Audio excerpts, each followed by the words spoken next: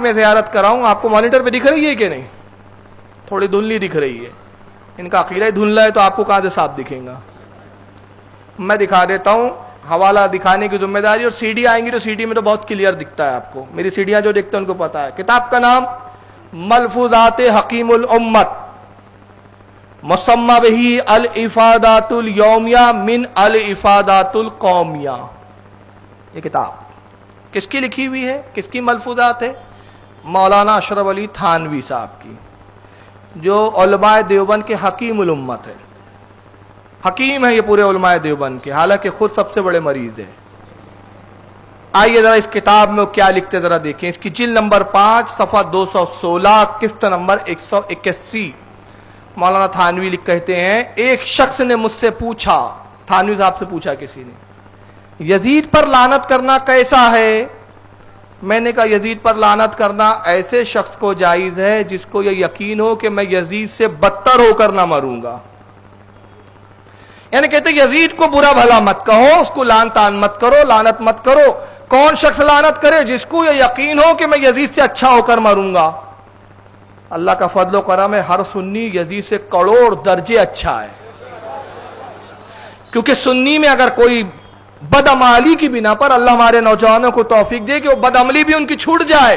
مگر میں ایک مثال دے رہا ہوں کہ اگر کوئی بدعملی کی بنا پر شراب بھی پیتا ہے، کم سے کم یہ ضرور مانتا ہے کہ شراب حرام ہے. گناہ سمجھ کے پی لیتا ہے. ماں سے نکاح کا کوئی قائل نہیں ہے. بہن کے نکاح کی حرمت کا کوئی عقیدہ نہیں رکھتا. کوئی نواز رسول کو قتل کرنے کے بارے میں تصور بھی نہیں کر سکتا. نواز رسول تو بہت ہے. ہماری قوم کا تو یہ حال ہے کہ اگر ہمیں یہ پتہ چل جائے کہ یہ سید ہے تو ہم اس کی بھی تعظیم کرتے ہیں، کیونکہ اس میں امام حسین کی نسل ہے. اس کے اندر یہ امام حسین کا خون ہے، ان کا نسب اس تک پہنچا ہے، تو ہم اس کی بھی تعظیم کرتے ہیں. تو جب ہم ایک سید کی بھی تعظیم کرتے تو ہم تو تصور بھی نہیں کر سکتے کہ اگر نواز رسول ہو اور ہم ان کو قتل کرنے کا سوچیں، معاذ اللہ، ہو ہی نہیں سکتا. تو کوئی کتنا ہی گناہگار ہو، یزید جیسا نابکار تو نہیں ہو سکتا. مگر کہتے ہیں تھانوی صاحب کہ نہیں، وہ شخص لعنت کرے جس کو یقین ہو. اب یہاں ایک جملہ بتا رہا ہوں، میں اپنی طرف سے ایڈ ہی نہیں کر رہا ہوں، عبارت کا سیاق و سباق بتا رہا ہے.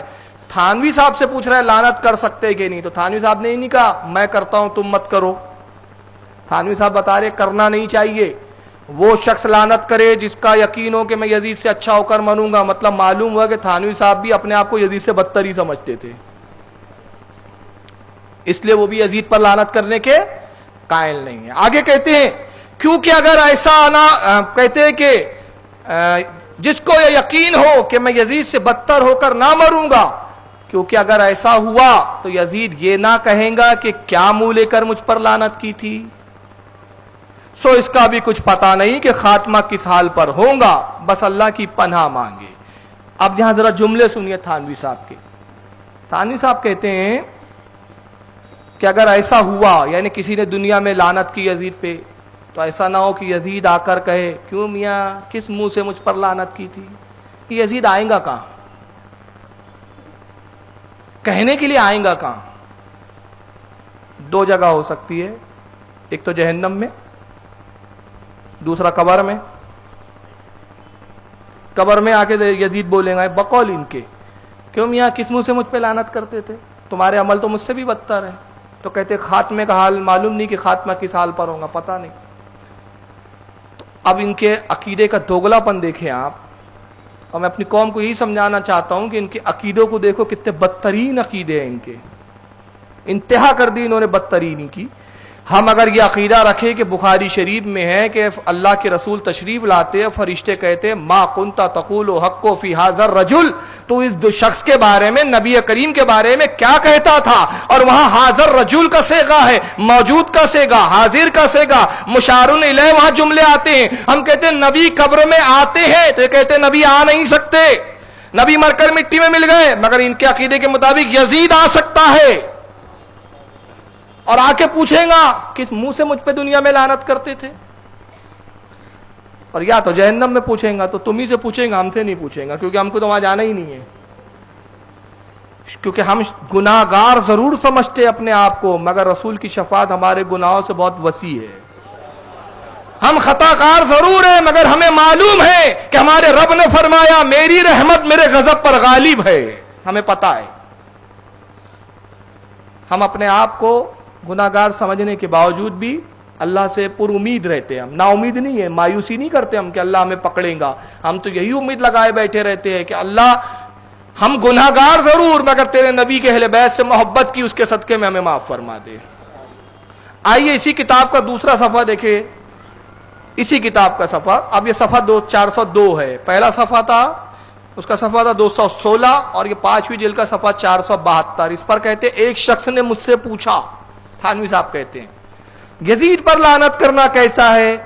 میں نے کہا جس شخص کو یقین کے ساتھ ثابت ہو جائے کہ ہم یزید سے اچھے ہیں اس کو جائز ہے، جس کو یقین ہو کہ بھئی میں تو یزید سے اچھا ہوں وہ لعنت کرے، اور یہ یقین مرنے کے بعد ہو سکتا ہے، ابھی تو پتہ نہیں اپن یزید سے اچھے کہ یزید سے خراب ہے، قبر میں پتہ چلے گا یزید اچھا تھا کہ اپن اچھے، تو کہتا ہے یہ یقین مرنے کے بعد ہو سکتا ہے، تو پھر قبر میں بیٹھے بیٹھے یہی وظیفہ رٹا کرنا، لعنت بر یزید لعنت بر یزید۔ اب تھانوی صاحب اپنے بارے میں کہتے باقی یہاں تو ابھی اپنی کشتی ڈاما ڈول ہے۔ اب اس پہ میں ایک جملہ کہتا ہوں، تبلیغی جماعت والوں سے گزارش کرتے ہوئے گزارش کر رہا ہوں، اپنی آنکھوں کو کھولو، کہاں جا رہے ہو؟ جس کو اپنا پیشوا مان رہے وہ خود کہہ رہا ہے میری کشتی ڈاما ڈول ہے، اور قرآن کہتا ہے یوما ندعو کل اناس بامامہم، حشر کے دن کو یاد کرو جب ہم تمہیں تمہارے پیشوا کے ساتھ بلائیں گے۔ پیشوا ڈاما ڈول ہے تو تمہارا حال کیا ہوگا؟ تو کس کو پیشوا بناؤ؟ پیشوا اس کو بناؤ جو اعلان کر گیا خوف نہ رکھ رضا ذرا، تو ہے عبد مصطفیٰ، تیرے لیے امان ہے، تیرے لیے امان ہے۔